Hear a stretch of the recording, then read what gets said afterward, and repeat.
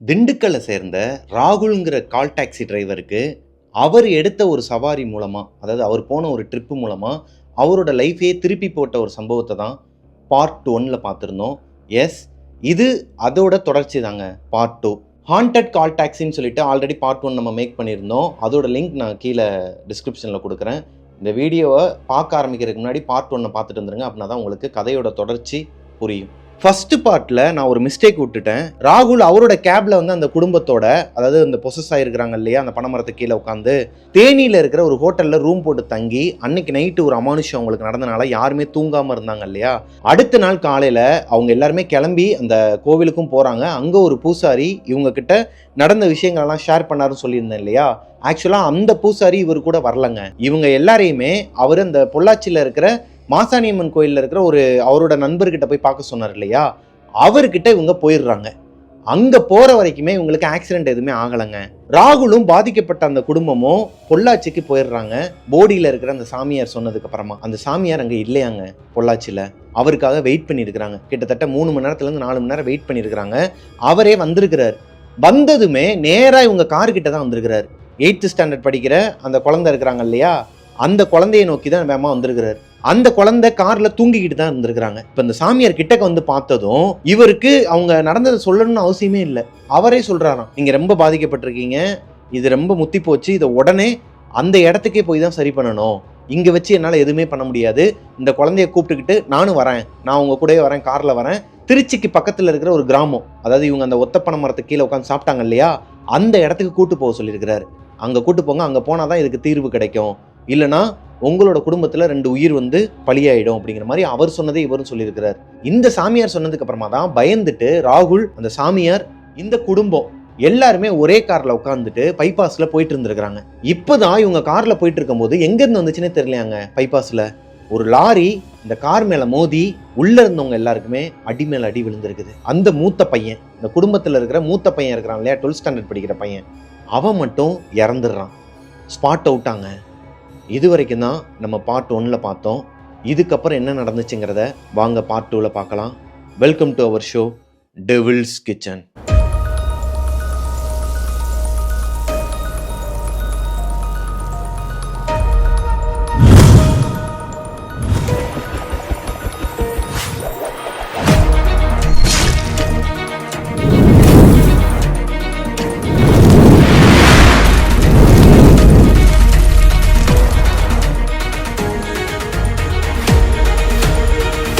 பைபாஸில் நடந்த அந்த பெரிய ஆக்சிடெண்ட்டில் மூத்த பையன் இறந்துட்டான். 12th ஸ்டாண்டர்ட் படிக்கிற மூத்த பையன் இறந்துட்டான். இதை பார்த்ததுமே அவங்க அப்பா அம்மா யாராலையுமே ஏற்றுக்க முடியலைங்க.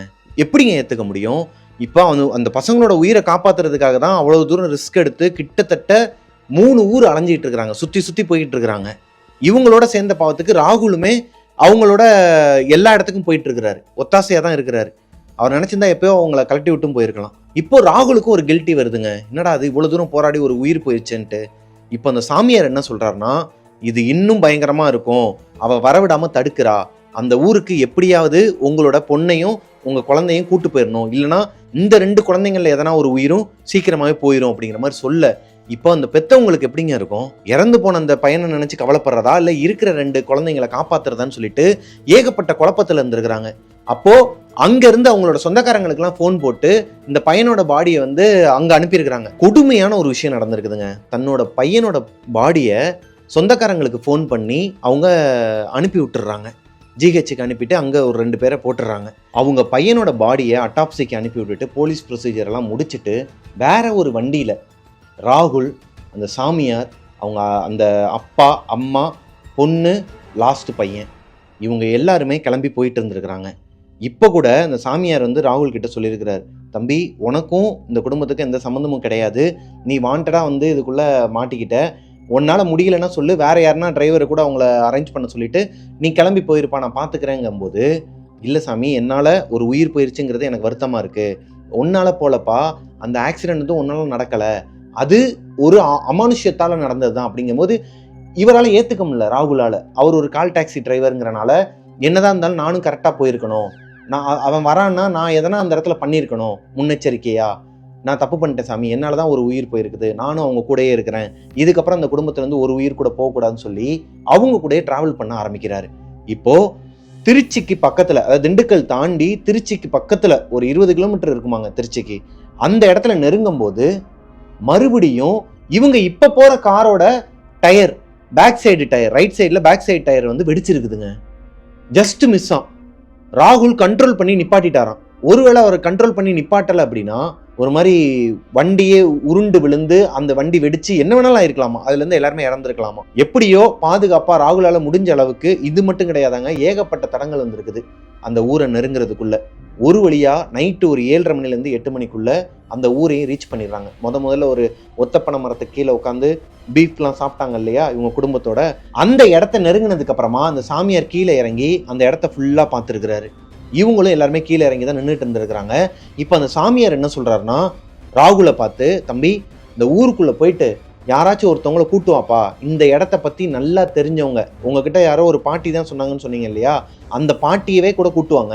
சாமி அவங்க யாருன்னே எனக்கு தெரியாது, இவங்களுக்குமே தெரியாதுங்கிறாங்க, அப்புறம் எப்படி நாங்கள் போய் அவங்கள கண்டுபிடிக்கிறது? இல்லைப்பா, இதை பற்றி முழுசாக தெரிஞ்சவங்க யாராச்சும் ஒருத்தவங்களை கூட்டு வந்தீங்கன்னா தான் என்னால் ஸ்டெப் எடுத்து வைக்க முடியும் அப்படிங்கிற மாதிரி சொல்ல, இப்போ ராகுலும் அந்த சாரும், அதாவது அவரோட குடும்பத்துக்கு தான் இப்போ ஆபத்து நடந்துட்டு இருக்கு இல்லையா, அவரும் 2 பேர் சேர்ந்து ஊருக்குள்ள போயிட்டு இந்த பனைமரத்தை பத்தி கேட்டிருக்கிறாங்க. நல்லா தெரிஞ்சவங்க யாராச்சும் ஒருத்தவங்க கூட வாங்கன்னு சொல்லி நடந்தது எல்லாத்தையும் சொல்லும் போது எல்லாருமே பயந்துருக்கிறாங்க. யாருமே வரதுக்கு ட்ரை கூட பண்ணலையாங்க. ஒரு பையன் வர்றதுக்கு ட்ரை பண்ணியிருக்கிறான், அவங்க அம்மா திட்டி இருக்கிறாங்க, அதனால அந்த பையனும் போயிட்டானா. என்ன பண்றதுன்னே தெரியல.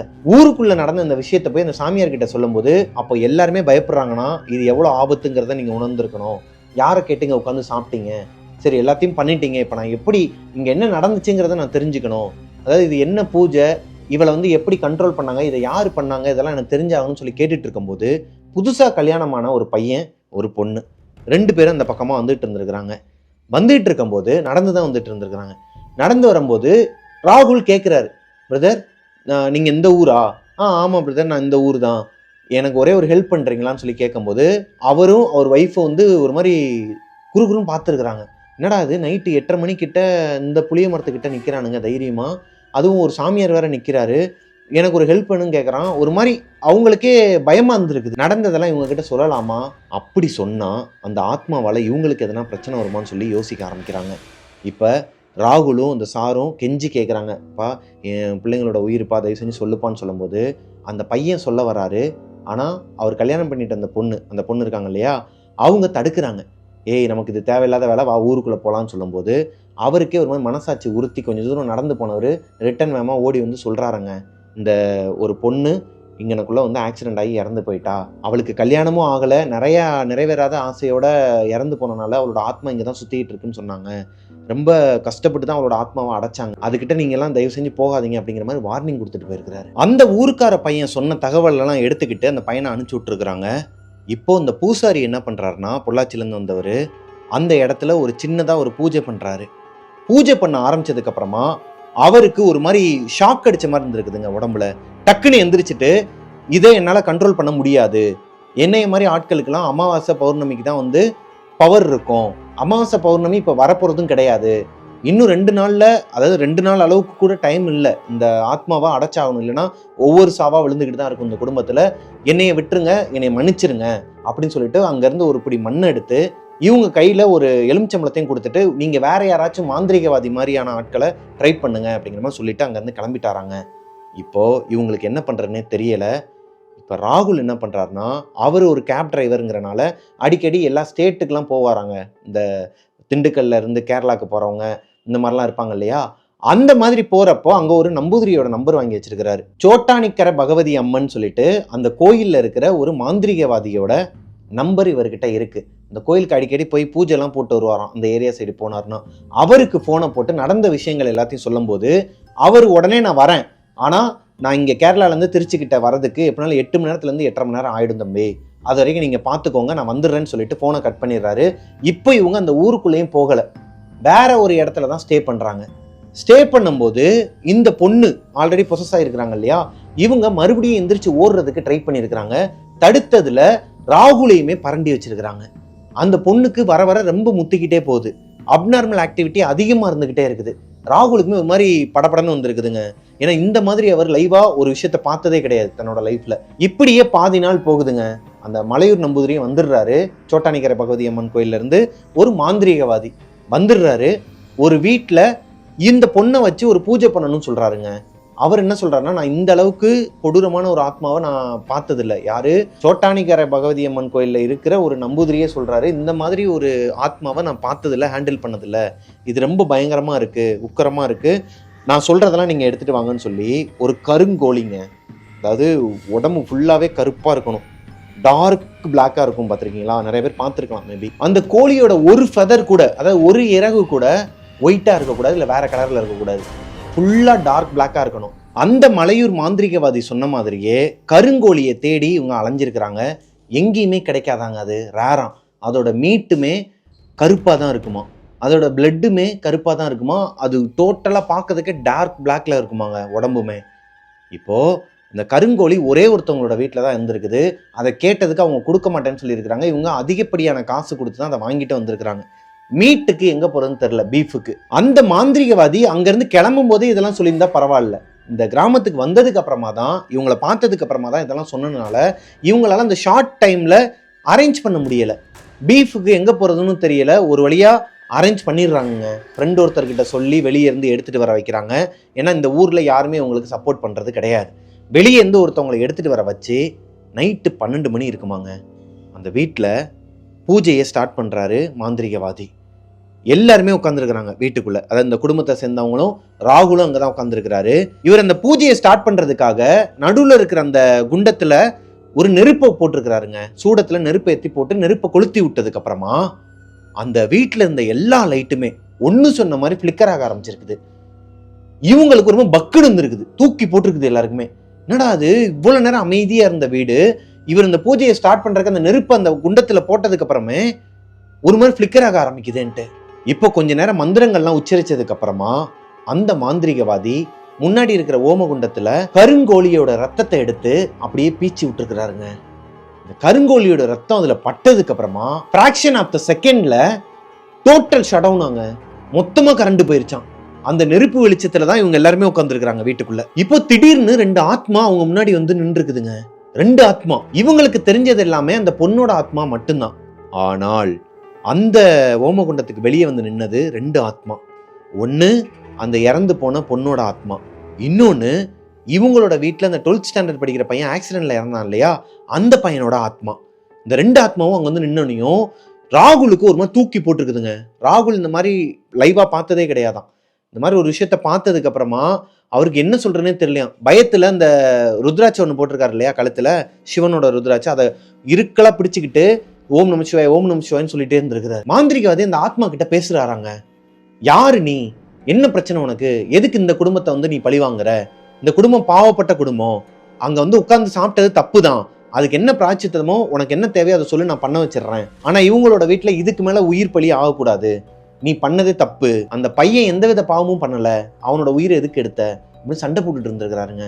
இப்போ அந்த ஆத்மாவும் என்ன சொல்லுதுன்னா, இங்க பாரு, நானே நிறைவேறாத ஆசையோடு தான் இறந்துட்டேன், அந்த இடத்துல நான் இறந்ததுக்கு அப்புறமா அந்த பக்கம் யாராச்சும் ஒருத்தவங்க சந்தோஷமா வந்தாலே எனக்கு பிடிக்காது, இவங்க என்னடான்னா சந்தோஷமா வந்தது மட்டும் இல்லாம என் இடத்துல வச்சு எனக்கு பிடிச்ச சாப்பாடையும் சாப்பிட்றாங்க, எனக்கு பீஃப்னா ரொம்ப பிடிக்கும், அதை இவங்க வந்து என்னோட இடத்துலயே வச்சு சாப்பிட்டுட்டு நாய்க்கு தூக்கி போடுற மாதிரி அவங்க சாப்பிட்ட மிச்சத்தெல்லாம் வந்து அந்த இடத்துல தூக்கி எறிஞ்சிட்டாங்க, அது போக என்னோட இடத்துல இருந்த என்னோட ஒரு பொருள் அதை இவங்க வந்து தூக்கிட்டு வந்துட்டாங்க, அதை என்கிட்ட திருப்பி கொடுன்னு சொல்லும் போது அந்த காயின் நம்ம பார்ட் 1ல் பார்த்தோம் இல்லையா, ஒரு காயின் வந்து வெட்டுப்பட்டு நிறையா காயின்லாம் அந்த இடத்துல போட்டு வச்சுருந்தாங்க, மந்திரிச்சது, அப்புறம் அந்த மாந்திரிகம் பண்ணதெல்லாம் வந்து தூக்கி போட்டதில் அந்த சின்ன பையன் எடுத்துகிட்டு வந்திருக்கிறான். 3வது பையன், 3rd ஸ்டாண்டர்ட் படிக்கிற ஒரு பையன் இருக்கான்னு சொன்னோம் இல்லையா, அந்த பையன் எடுத்துகிட்டு வந்த காயினால தான் இந்த பையனோட உயிர் போயிருக்குங்கிற மாதிரி அந்த ஆத்மா சொல்லுது. இப்போது இந்த பையன்கிட்ட அந்த காயினை கேட்கும்போது என்கிட்ட இல்லைன்னு இருக்கிறான். விளையாடாதப்பா, உன்னால தான் வந்து ஏகப்பட்ட விஷயங்கள் நடந்துகிட்ருக்கு, பையனும் வந்து இறந்துட்டான், தயவு செஞ்சு கொடுத்துன்னு சொல்லி எவ்வளோ கெஞ்சி கேட்டாலும் அந்த பையன் இல்லைங்கிறானோ. அவங்க அப்பா சப்பு சப்புன்னு அடிச்சும் கேட்டிருக்கிறாரு, அப்பயும் அந்த பையன்கிட்ட இல்லையா. இப்போ அந்த ஆத்மா கத்துதான், அவன் பொய் சொல்கிறான் அவங்ககிட்ட தான் இருக்குன்னு சொல்லிட்டு அது ஒரு மாதிரி சண்டை போடுதாங்க. மாந்திரிகவாதிக்கும் அங்கே இருந்தவங்களுக்கும் ஒன்றுமே புரியல. அப்போ அந்த காயின் எங்கே தான் போச்சு, யாருக்கிட்ட தான் இருக்கு, உண்மையாகவே அந்த பையன்கிட்ட காயின் இல்லையாங்க. அப்புறமா தான் அந்த பையன் சொல்கிறானா, அந்த 3rd ஸ்டாண்டர்ட் படிக்கிற பையன் அந்த காயின் எடுத்தான் இல்லையா, அந்த பையன் என்ன சொல்கிறானா, மா நான் எடுத்தது உண்மைதான், ஆனால் அதை நான் வந்து எனக்கு கனவுல வந்து கெட்ட கெட்ட கனவாக வந்துச்சு. அக்காவுக்கு இந்த மாதிரி பேய் பிடிச்சிருந்துச்சு இல்லையா, நம்ம கூட தேனியில் ஒரு ரூமில் தங்கியிருந்தோம் இல்லையா, அப்போது என் கனவுல வந்து இந்த மாதிரி என்னோட காயினை கொடுத்துரு, இல்லைனா உன்னை நான் கொன்றுவேன்னு சொல்லிட்டு என்னை மிரட்டினாங்க யாரோ ஒருத்தவங்க. நான் பயந்துட்டு அண்ணங்கிட்ட கொடுத்துட்டேன். அண்ணனும் காயின் நல்லா இருக்கே எங்கடா எடுத்தேன்னு சொல்லி கேட்டால் நான் சொல்லலை. இல்லை என்னோட தான் அங்கே கீழே கிடந்துச்சு எடுத்து வச்சிருந்தேன் நானும். அண்ணனும் பாக்கெட்டில் வச்சுருந்தான். அப்போது இவங்க அண்ணனோட பாக்கெட்டில் அந்த காயின் இருந்தனால தான் அந்த லாரி ஆக்சிடெண்ட்டில் அவங்க அண்ணன் இறந்துட்டானா, 12th ஸ்டாண்டர்ட் படிக்கிற பையன். இப்போது எல்லாருக்குமே ஒரு மாதிரி குற்ற உணர்ச்சி ஆகுதுங்க. இது முன்னாடியே இந்த பையன்கிட்ட இருந்து அந்த காயினை வாங்கி தூக்கி எரிஞ்சிருந்தா ஒருவேளை அந்த பையனோட உயிர் போயிருக்காதா? அந்த மாந்திரிகவாதி இப்போ அந்த ஆத்மா கிட்ட எவ்வளவோ கேட்கிறாராங்க, கெஞ்சிலாம் கேட்டிருக்கிறாரு. சரி விடு, இப்போ ஏதோ குழந்தைங்க வந்து தப்பு பண்ணிட்டாங்க, அதுக்குன்னு இப்படி உயிர்காவு வாங்குற அளவுக்கு அவங்கள போட்டு படாத பாடுபடுத்துவியா? விட்டுரு, ஆல்ரெடி ஒரு தப்பு பண்ணிட்டேன், இதுக்கப்புறமும் தப்பு பண்ண நான் விட மாட்டேன், நான் இருக்கிறேன் அவங்க கூட அப்படின்னு சொல்லும் போது அது என்ன சொல்லணும், நக்கலா பேசுதாங்க. உன்னால் முடிஞ்சா நீ கண்டுபிடிச்சிக்கோ, எனக்கு தெரியும் அந்த பையன் வந்து அவங்க அண்ணங்கிட்ட கொடுத்தது, அங்கே என்ன நடந்துச்சு, இவன் கனவுல வந்து பயமுறுத்தினது நான் தான், சரியா? அதனால் எனக்கு எல்லாமே தெரியும், தெரிஞ்சு தான் நான் இதெல்லாம் பண்ணேன், இவங்களை வந்து நான் சந்தோஷமாக இருக்க மாட்டேன், சீக்கிரமாகவே இந்த வீட்டில் இன்னொரு ஒரு சாவு விழுகும். சரி ஓகே, உனக்காக நான் ஒரு வாரம் டைம் தரேன், என்கிட்ட இருந்து எடுத்த பொருளை என்கிட்டே வந்து வைக்க சொல்லு, வச்சுட்டாங்கன்னா நான் உயிரை விட்டுறேன், அதாவது உயிர் வாங்குறத விட்டுறேன், ஆனால் அந்த பொண்ணை நான் விட மாட்டேன், அந்த பொண்ணை வந்து நான் ஆக்கிரமிச்சு தான் தீருவேன், நான் என்னென்னலாம் கற்பனை பண்ணி வச்சுருந்தேனோ, என்னோட வாழ்க்கையை நான் எப்படி எப்படிலாம் வாழணும்னு ஆசைப்பட்டேனோ அதெல்லாம் நான் அந்த பொண்ணோட உடம்புலேருந்து தான் வாழ ஆரம்பிப்பேன் அப்படிங்கிற மாதிரிலாம் சொல்லி மிரட்டி இருக்குதுங்க. இவங்களுக்கு என்ன பண்ணுறதுனே தெரியல. இந்த ஆத்மா சொல்லிட்டு அந்த இடத்த விட்டு மறைஞ்சும் போயிடுச்சான்.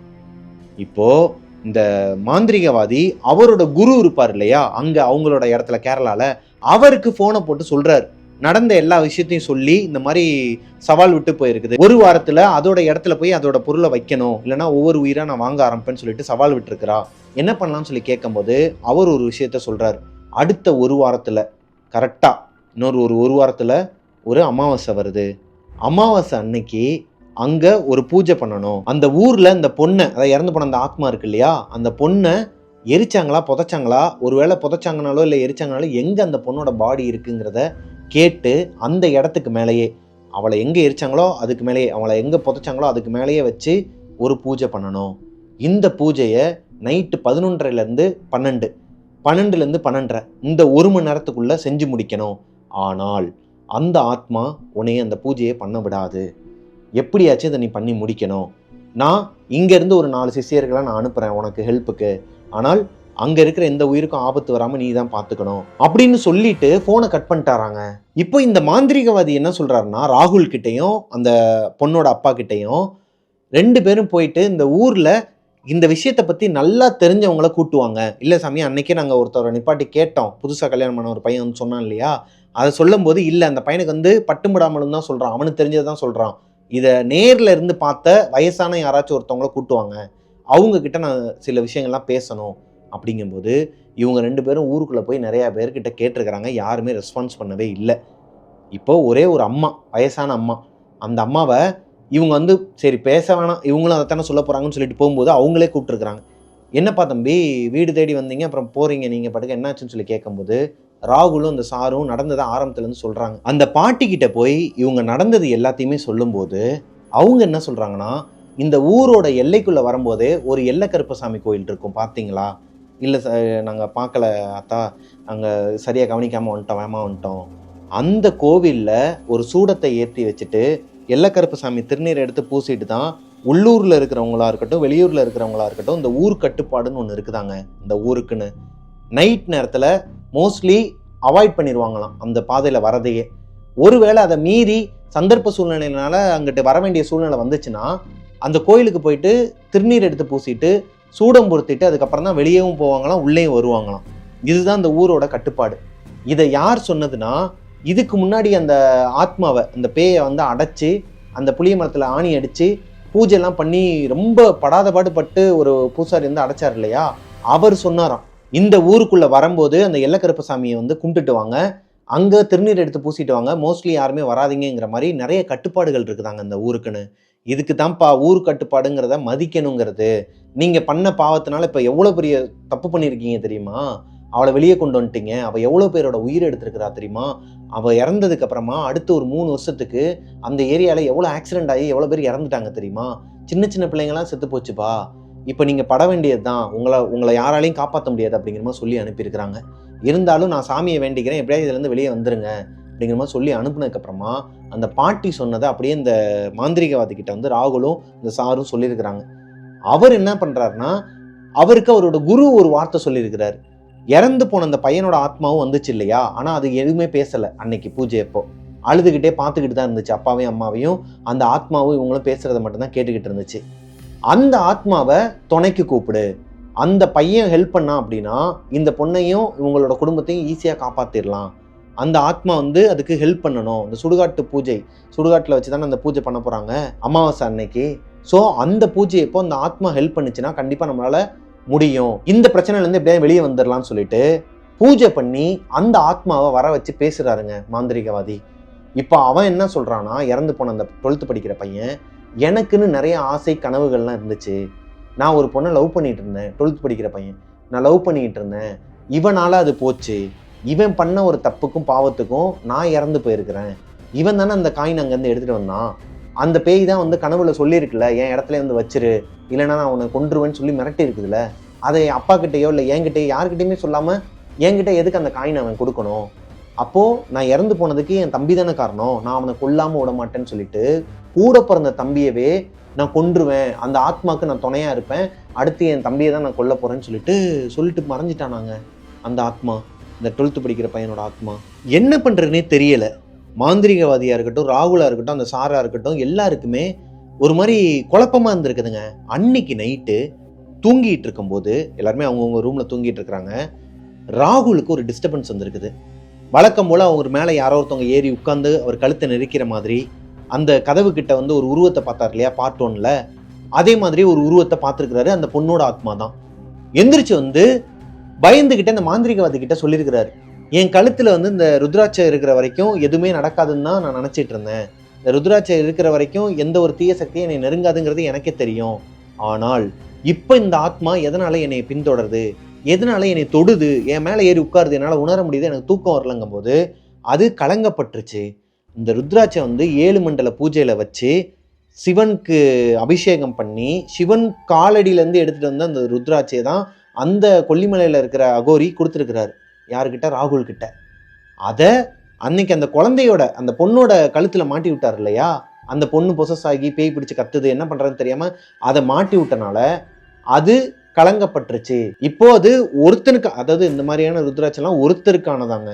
ஒருத்தர் கழுத்துல இருக்கிறத இன்னொருத்தர் கழுத்துல போடக்கூடாதான். அது அவங்களுக்கும் பிரயோஜனம் இல்லை, வாங்கி போட்டவங்களுக்கும் பிரயோஜனம் இல்லாமல் போயிருமா. இப்போ ராகுலுக்கு ஒன்றுமே புரியலைங்க. அவருக்கு இருக்கிற ஒரே ஒரு நம்பிக்கை இந்த ருத்ராட்சம் மட்டும்தான். சிவனோட ஒரு விஷயம் நம்மக்கிட்ட இருக்கு அப்படிங்கிற ஒரு நம்பிக்கை இருந்துச்சு. இப்போ அந்த நம்பூதிரி என்ன பண்ணுறாருன்னா, அவர் ஒரு ருத்ராட்சியை கொடுக்குறாரு. இது நீ வச்சிருந்த அதே ருத்ராட்சம் மாதிரி தான் 7 மண்டல பூஜையில் வச்சு சாமியோட காலில் வச்சு அபிஷேகம் பண்ணி பூஜை பண்ண ஒரு பிரசித்தி பெற்ற ஒரு ருத்ராட்சை தான். இதை உன்னோட கழுத்தில் போட்டுக்கோ.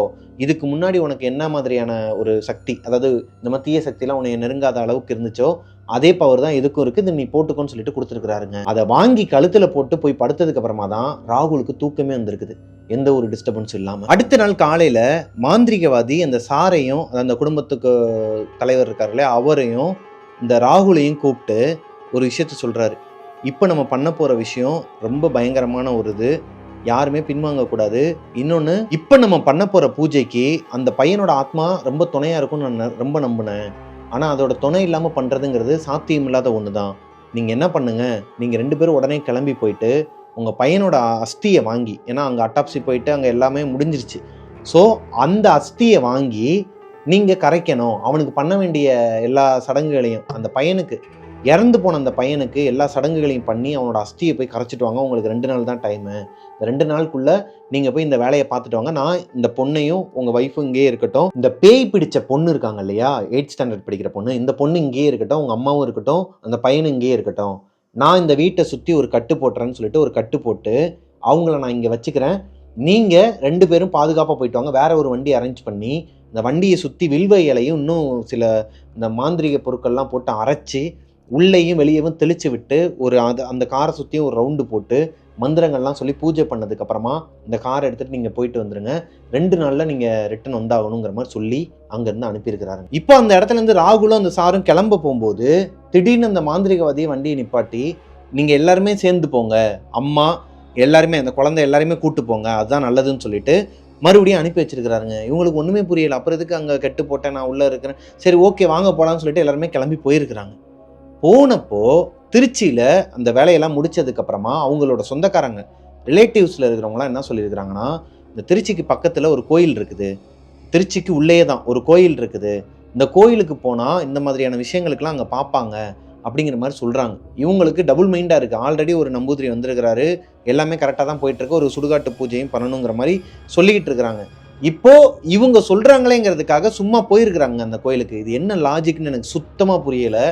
அவங்க பையன் இறந்து இந்த பையனோட அஸ்தியை கொண்டு போய் கரைக்கிறதுக்கு தான் அவங்க அப்பா போயிருக்கிறாரு. என்ன ஆனால் அவங்க அந்த 2 நாளில் அதுவே ஒரு தீட்டுன்னு சொல்லுவாங்க. கோயிலுக்கு போகக்கூடாது, 16 நாள் 11 நாள் கோயிலுக்கு போகக்கூடாதுன்னு சொல்லுவாங்க. ஆனால் இந்த கதையில் இந்த பையன் என்கிட்ட சொன்னது என்னன்னா, காஞ்சனா ஃபர்ஸ்ட் பார்ட்டில் வந்திருக்கும், கோயிலில் போயிட்டு சாமி கும்பிட்றதுக்கு அந்த தீபாராதனையை தொடரும்போது குப்புன்னு அணைஞ்சிரும் இல்லையா, அதே மாதிரியே இங்கேயும் நடந்திருக்குதான். அணைஞ்சதுக்கப்புறமா அந்த சாமியார் சொல்கிறாரு, உங்கள் குடும்பம் ஆபத்தில் இருக்குது, நீங்கள் பெரிய ஒரு விஷயத்தில் மாட்டிக்கிட்டு இருக்கீங்க, நீங்கள்லாம் தீட்டுப்பட்டவங்க, முதல்ல நீங்கள்லாம் கோயிலுக்குள்ளேயே வரக்கூடாது, வெளியே போங்கன்றிருக்கிறாரு. இந்த நேரத்தில் அந்த பொண்ணுக்கு ஒரு மாதிரி பொசஸ் ஆகி பேய் பிடிச்சி இந்த பொண்ணு வேகமாக ஓடி இருக்குது. கோயிலுக்குள்ளே வரும்போது அந்த பொண்ணுக்கு எதுவும் ஆகலை. ஆனால் கோயிலுக்குள்ளேருந்து அந்த சாமியார் இந்த ஒரு சீன் முடிஞ்சதுக்கப்புறமா அந்த பொண்ணுக்கு பேய் பிடிச்சி அந்த பொண்ணு வேகமாக வெளியே ஓடி இருக்குது.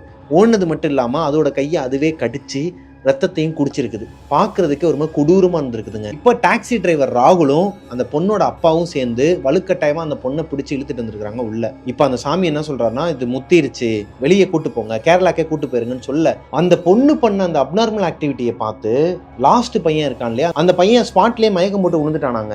அந்த பையனை பார்க்க போனப்போ இந்த பொண்ணு மறுபடியும் வெளியே ஓடி இருக்குது கோயிலை விட்டு. இது ரொம்ப டேஞ்சரா இருக்குன்னு சொல்லிட்டு அங்கேருந்து கிளம்பி மறுபடியும் அந்த ஊருக்கு அந்த நம்பூதிரி கிட்ட நடந்ததெல்லாம் சொல்றாங்க. அவர் என்ன சொல்றாருன்னா, இங்க இருக்க வேணாம், கேரளால போய் பார்க்கலாம்னு சொல்லிட்டு இந்த குடும்பத்தை கூப்பிட்டுக்கிட்டு கேரளாக்கு போயிடுறாரு. கேரளாக்கு போனது மட்டும் இல்லாம அவர் என்ன சொல்றாருங்கிறத நீங்களே கேளுங்க. இன்னொரு 4 சிஷியனுக்குள்ள கூப்பிட்டு அவர் என்ன சொல்றாருன்னா, நாங்கள் போறதுக்குள்ள எனக்கு 7 கோழி, 7மே முட்டை வைக்க, எல்லா 7மே முட்டை வைக்காத பொட்டைக்கோழி, எந்த 7மே 7மே முட்டை அப்படிதான் எங்கள் என்ன சொன்னான், 7மே முட்டை வைக்காத பொட்டைக்கோழி, அதுக்கப்புறம் கருப்பு கலர் ஒரு ஆடு, இது வேணும் அப்படின்னு சொன்னோன்னே எங்கள் அண்ணன் கேட்டிருக்கான், இந்த மாதிரி பூஜை பண்ணுற இதுகளுக்கு எதுக்கு சாமி இந்த கோழி இந்த ஆடெல்லாம். எனக்கு என்ன டவுட்னா, சுடுகாட்டில் வச்சு அந்த பூஜையை பண்ண சொல்லி தானே அவரோட மூத்த குரு சொன்னார். அந்த வேலையைத்தானே இவர் இங்கே பார்த்துருக்கணும். எதுக்காக இந்த குடும்பத்தை மறுபடியும் கூப்பிட்டுட்டு அங்கே போகணும்? இது முழுக்க முழுக்க ஜோடிக்கப்பட்ட ஒரு கதைங்கிறத என்னால் தெளிவாக சொல்ல முடியுது. ஏன்னா நானும் ஓன் ஸ்டோரிலாம் சொல்கிறேன், நம்ம டைரக்ஷன் பண்ணுறோம், நம்ம கதை எழுதுகிறோம் அப்படிங்கிறனால என்னால் இதை புரிஞ்சிக்க முடியுது. இது சித்தரிக்கப்பட்ட ஒரு கதை தான். இதுக்கப்புறமா என்ன நடந்திருக்குன்னா, கேரளாவுக்கு போயிடுறாங்க. கேரளாவுக்கு போயிட்டு அங்கே ஒரு சில விஷயங்கள்லாம் பண்ணதுக்கப்புறமா அங்கே ஒருத்தர் சொல்கிறாரு, இவங்களோட குரு, மூத்த குரு ஒருத்தர் சொல்கிறாரு, இந்த பொண்ணு இறந்தது மட்டும்தானே உங்களுக்கு தெரியும், ஆக்சிடெண்ட்டாக இறந்தது தானே தெரியும், அதுக்கு முன்னாடியே அங்கே ஒரு ரத்த காட்டேரி இருக்குது உங்களுக்கு தெரியாதுல்ல, அங்கே இதுக்கு முன்னாடியே ஒரு ரத்த காட்டேரி இருக்குது அப்படின்னு சொல்லி அதை கண்ட்ரோல் பண்ணி அந்த பூஜையெல்லாம் பண்ணி அந்த ரத்த காட்டேரியை அடைச்சதுக்கப்புறமா இந்த குடும்பத்தையும் அதுலேருந்து வெளியே கொண்டு வந்துடுறாங்க. இதுதான் நடந்திருக்குதுங்க. ஸோ படாத பாடுபடுத்தி ஒரு மாதிரி பம்பரக்காடாக்கி இருக்குது இந்த குடும்பத்தையே. இதோடு சேர்ந்து ராகுலுமே ரொம்ப கஷ்டப்பட்டுருக்கிறாரு. இது ஒரு கற்பனை கதையாக கூட இருக்கலாம், ஆனால் அதை அடுத்தவங்களோட சேனல்லேருந்து திருடி நம்மக்கிட்ட, அதாவது என்கிட்ட சொன்னது தப்பு. இதை நான் ஒரு வீடியோவாக மேக் பண்ணதுக்கு அப்புறம் தான் எனக்கு தெரிய வருது இது ஒரு இன்னொரு சேனல்லேருந்து எடுக்கப்பட்ட ஒரு கதை அப்படிங்கிறது. அதனால் எனக்கு மனசாட்சி ரொம்ப உறுத்திக்கிட்டே தான் இருந்துச்சு. இருந்தாலும் நம்ம எடுத்துட்டோம், ஆல்ரெடி எடுத்து எல்லாமே கிட்டத்தட்ட ஒரு நாள் டைம் ஸ்பெண்ட் பண்ணி எல்லாமே முடித்து எடிட் பண்ணி அது சொல்கிறதுக்கே இல்லைங்க. நான் இதுலேருந்து என்ன சொல்கிறேன்னா, அடுத்தவங்க சேனல்லேருந்து நம்ம சேனலுக்கு கதை சொல்கிறவங்க யாரும் சொல்லாதீங்க தயவு செஞ்சு. அது எனக்குன்னு இல்லை, யாருக்குமே. நம்ம இதுலேருந்து போயிட்டு வேறு சேனலுக்கும், வேறு சேனலில் இருக்கிறதெல்லாம் நம்மக்கிட்ட எனக்கு ஒரு நாளைக்கு 100-150 கதை வந்துட்டு இருக்குதுங்க.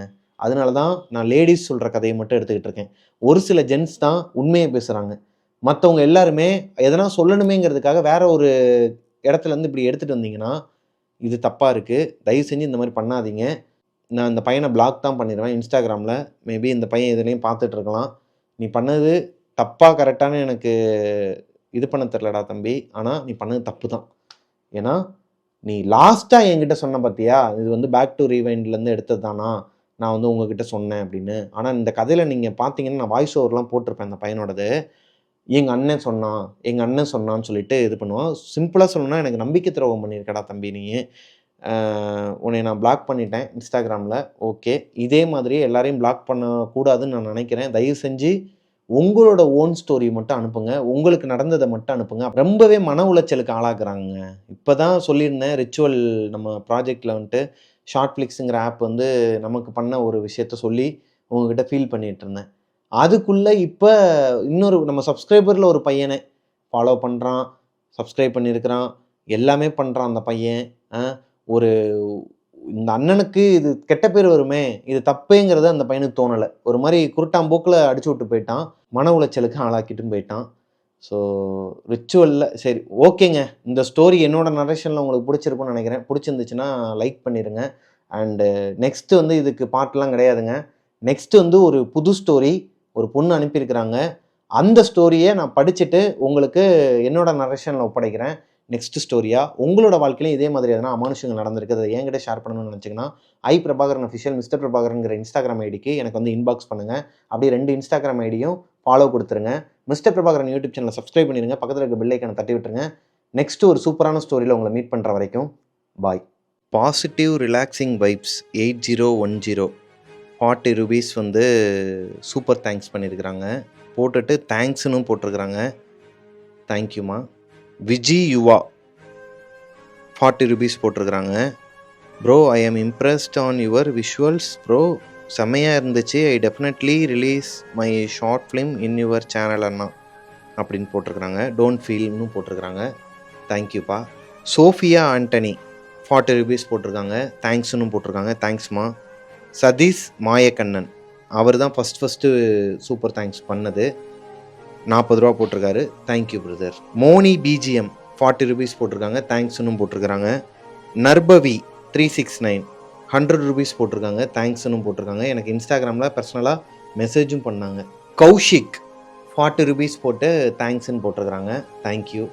இவங்க எல்லாருக்குமே ஒரு மிகப்பெரிய நன்றிகள். ஏன்னா நான் சொன்னேங்கிறதுக்காக அதில் நான் சொல்லியிருப்பேன், ஒருவேளை நான் இதிலே ரிலீஸ் பண்ணிவிட்டு எனக்கு நான் இவ்வளோ அமௌண்ட் ஆகிடுச்சின்னு சொன்னதுக்கு நீங்களாம் வந்து சூப்பர் தேங்க்ஸ் பண்ணியிருந்தாலே, இல்லை ஒரு மெம்பர்ஷிப் போட்டு பார்த்துருந்தாலே இந்நேரத்துக்கு நான் போட்ட காசை எடுத்திருப்பேன் அப்படின்னு சொல்லியிருப்பேன். அது சொன்ன அடுத்த செகண்டே, அதுக்கு முன்னாடியே வந்து ரிச்சுவலில் நிறைய பேர் வந்து சூப்பர் தேங்க்ஸ் பண்ண ஆரம்பிச்சிட்டிங்க. ஆனால் உழைப்பு என்றைக்குமே வீண் போகாதுன்னா கவலைப்படாதீங்க. நீங்கள் நல்லா பண்ணியிருக்கீங்க. அடுத்த பார்ட்டை எடுக்க ஆரம்பிங்க. நாங்கள் உங்களுக்கு சப்போர்ட் பண்ணுறோம். ஒரு ஆள் வந்து ₹40 போட்டாலே போதும், 10,000 பேர் போட்டாலே உங்களுக்கு போதும்னா நீங்கள் போட்ட காசை எடுத்துறீங்க. அடுத்த பார்ட்டை சீக்கிரமாக எடுத்து ரிலீஸ் பண்ணுங்கள். எந்த ஓடிடிலையும் கொடுக்காதீங்க, நீங்கள் நம்மளோட சேனல்லே ரிலீஸ் பண்ணுங்கலாம் சொல்லிகிட்டு இருக்கீங்க. உங்களுக்கு இருக்கிற அதே மனசு எல்லாருக்குமே இருந்தால் தான் அது பண்ண முடியும். அதுதான் உண்மை. பட் என்னால் முடிஞ்ச அளவுக்கு நான் ஸ்டெப் எடுத்து கூடிய சீக்கிரம் அதை பண்ணுறதுக்கு முயற்சி பண்ணுறேன். ரொம்ப நன்றி. இந்த சூப்பர் தேங்க்ஸ் பண்ண எல்லா கோஷ்டீஸ்க்குமே என்னோடய மனமார்ந்த நன்றிகள். நீங்கள் எல்லாருமே எனக்கு இவ்வளோ ஆதரவு கொடுக்குறத பார்க்கும்போது தான் இன்னும் நம்ம எதனா ஒன்று பண்ணணும்னு எனக்கு தோணுது. ஒரு பொண்ணுக்கிட்ட கேட்டிருந்தேன், ஒருத்தவங்க அனுப்பியிருந்தாங்க, ₹100 அனுப்பியிருந்தாங்க இல்லையா, அந்த பொண்ணு வந்து எனக்கு இன்ஸ்டாகிராம்லேயும் மெசேஜ் பண்ணியிருந்தாங்க. அண்ணா இந்த மாதிரி நான் உங்களுக்கு ₹100 அனுப்பியிருக்கேன்னொன்னையும், வேணாம்மா இருக்கட்டும்மா, நீங்கள் உங்களோட தேவைக்கு வச்சுக்கோங்க, நான் சொன்னது காமனாக தான் சொன்னேன், ₹40 போட்டால் கூட போதுமா, ஒருத்தர் ₹40 போட்டால் கூட அந்த மாதிரி ஒரு நான் போட்ட அமௌண்ட்டை வந்து நான் எடுத்துகிட்டு போயிடுவேம்மா அப்படிங்கும்போது அவங்க சொன்ன விஷயம் என்னென்னா நீங்களே பாருங்கள்.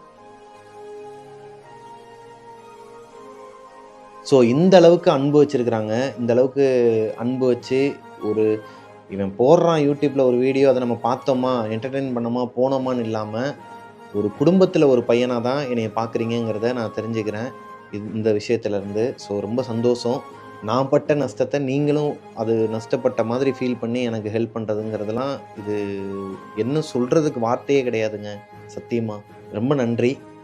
ஸோ சீக்கிரமாகவே நான் அந்த சில விஷயங்கள்லாம் நம்ம வாங்கியிருக்கோம் இல்லையா, அதுலேருந்து கொஞ்சம் வெளியே வந்துட்டு ரிச்சுவலை நம்ம நியூ இயருக்குள்ளே மறுபடியும் கண்டினியூ பண்ணுறதுக்கு உண்டான வேலையை நான் பார்க்குறேன். நீங்களும் அதே மாதிரி இப்போ கொடுக்குற சப்போர்ட்டை எல்லாருமே கொடுப்பீங்கிற ஒரு நம்பிக்கை எனக்கு இருக்குது.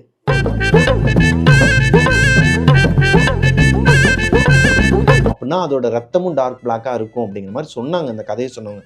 நானும் சொல்லு அப்படிங்கிற மாதிரி வாங்கி உங்ககிட்ட சொல்கிறேன். அந்த மாதிரி ஒரு கோழியை எடுத்துகிட்டு வாங்க. அது போக இவங்க சாப்பிட்டாங்க இல்லையா பனைமரத்துக்கு முன்னாடி உட்காந்து பீஃப், அந்த பீஃப் கறியும், அதாவது அதே பீஃப் கறி இல்லை, வேற ஒரு பீஃப் கறி ஃப்ரெஷ்ஷாக பண்ணி எடுத்துட்டு வாங்க. என்னென்ன சொல்கிறாங்க பாருங்க. ரொம்ப இதாக இருக்குது. என்ன இது வந்து இன்னொருத்தரோட ஸ்டோரியாம். இன்னொருத்தர் ஸ்டோரியை எடுத்து இந்த பையன் அனுப்பியிருக்கான் எனக்கு. ஆனால் என்கிட்ட சொல்லும்போது அண்ணன் என்னோட அண்ணன் தான், என்னோட அண்ணனுக்கு என்னோட அண்ணன் பேர் வந்து இதுன்னு சொல்லிட்டு சொல்லுங்க, என்னோட அண்ணன் தான் அப்படிங்கிற மாதிரியே சொல்லிட்டு இருந்தான்ப்பா அந்த பையன். கடைசியாக பார்த்தா ஊத்தா பண்ணிட்டாப்புல. ஆடா பாவீங்களா, உங்களை நம்பி நான் ஃபுல் அண்ட் ஃபுல்லு கதையை கேட்டு சொல்லி முடிக்கும்போது தான் தெரியுது இது அதுன்ட்டு. இதை வந்து நான் முழுக்க முழுக்க உட்காந்து இதுக்காக மட்டுமே டைம் ஸ்பெண்ட் பண்ண நேரத்தில், ஏன்னா கொலா மைக்கில் உட்காந்து பேசுகிற மாதிரி சில வாய்ஸ்லாம் நான் போடுறேன் பாருங்களேன். அந்த பையன் பேசுனதை, அந்த பையன் பேசுகிறது அந்த பையனுக்கே புரியாது இதை கேட்டால். ஆந்திரிகாவே அந்த ஆவினாலையும் இந்த நிலைமையிலையும் அந்த குடும்பத்துக்கு அந்த ஆவி வந்து 1 வீக் டைம் சொல்லிட்டு போயிடுச்சு. அதனால் எந்த ஒரு டிஸ்டர்பன்ஸும் இருக்காது. அதுக்கடுத்து இவங்க வீட்டில் அந்த பெரிய பெரிய பஞ்சத்தெல்லாம் அதனால் அவன் தம்பிக்கு எந்த பிரச்சனையும் நடக்கல, அந்த ஃபேமிலிக்கு எதுவும் பிரச்சனை ஆகுது. அந்த வீட்டை சுற்றி ஒரு கட்டு மாதிரி கட்டி விட்டு ஒரு வாரம் நான் வந்து டிரான்ஸ்லேட் பண்ணி கொடுன்னு சொல்லிட்டு இன்ஸ்டாகிராமில் கீழே வாய்ஸ் நோட்டுக்கு பக்கத்தில் வரும் இல்லையா, அதை கிளிக் பண்ணதுக்கு அவங்க என்ன சொன்னாங்க தெரியுமா? இன்ஸ்டாகிராம்லேருந்து இன்ஸ்டாகிராமாலேயே டிரான்ஸ்லேட் பண்ண முடியாத விஷயங்களெல்லாம் நான் வந்து கேட்டுட்டு உங்களுக்கு நான் டிரான்ஸ்லேட் பண்ணிக்கிட்டு இருக்கேன். என்ன அது தப்பான விஷயம். உங்களோட வாய்ஸில் கேட்குறதுக்கு ஆர்வமாக இருக்குது, ஆசையாக இருந்துச்சு, அதனால் சொல்கிறேன்னா அது எப்படி வந்து இன்னொருத்தவங்க சொன்னது, அதுவும் இன்னொருத்தவங்க கிட்ட சொன்னதை இவரோட கதை மாதிரி என்கிட்ட வந்து சொன்னது தப்பு. அதுவும் இந்த மாதிரி கதைகள்லாம் வந்து நான் ஒருவேளை ஃபேக்காக இருக்கும் பட்சத்தில் நான் லாஸ்ட்டாக சொல்லிடுவேன்ல, என்னோடய ஓன் ஸ்டோரிஸில் தான் இந்த மாதிரியான விஷயங்கள்லாம் வரும். இந்த கருங்கோழி கருப்பாக இருக்கும், அதை எடுத்துகிட்டு வாங்கங்கிறது.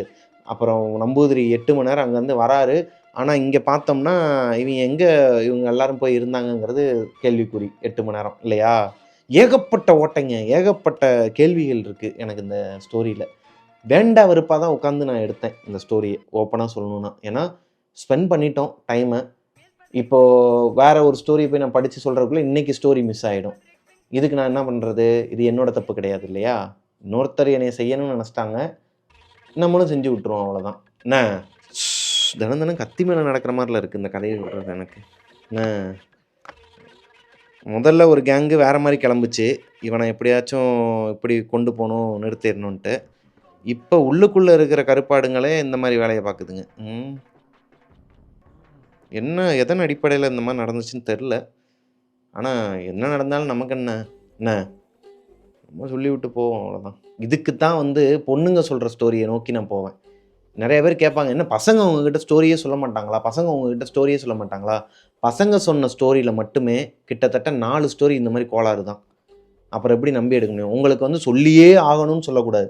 உங்களுக்கு என்ன நடந்திருக்கு, உங்களோட ஃப்ரெண்ட்ஸுக்கு என்ன நடந்திருக்கு, உண்மையாவோ பொய்யாவோ உனக்கு நடந்தது என்னவோ அதை மட்டும் சொல்லு. என்ன அது வந்து இன்னொரு சேனலில் போயிட்டு அதை மக்கப் பண்ணி பிட்டடிச்சுட்டு வந்து என்கிட்ட ஒப்பிக்கணும்னு அவசியம் இல்லை. நான் இதை வந்து இந்த ஸ்டோரியை கேட்கும் போதே எனக்கு ஒரு டவுட் வந்துச்சுங்க. என்னன்னா திக்கி திணறி ஒரே வார்த்தையை 2 தடவை பொய் சொல்கிறவங்க வந்து என்ன பண்ணுவாங்கன்னா, ஒரு கதையை இல்லை இந்த மாதிரி மக்கப் கேஸுங்கெல்லாம் என்ன பண்ணுவாங்கன்னா, ஒரு விஷயத்த 2-3 தடவை சொல்லிக்கிட்டே இருப்பாங்க. அது வந்து இது அப்புறம் அங்கே வந்து சொன்னாங்களா அப்போது, அப்படிங்கும் போதே எனக்கு டவுட் வந்துச்சு லைட்டாக. இருந்தாலும் நம்பினேன். சரி பாவம் அந்த தம்பிக்கு வந்து கதை சொல்ல தெரில போல், இருந்தாலும் நம்மக்கிட்ட இப்படி சொல்கிறா, அப்படி பசங்க ஸ்டோரியை வந்து போட மாட்டேங்கன்னு வேறு கேட்குறாங்க. சரி பையன் தானே சொல்கிறான், நல்ல ஸ்டோரியாகவும் இருக்குது, சரி எடுத்து போடுவோன்னு சொல்லிட்டு சொன்னால் மச்சான் பாருங்க எனக்கு ஆப்பு.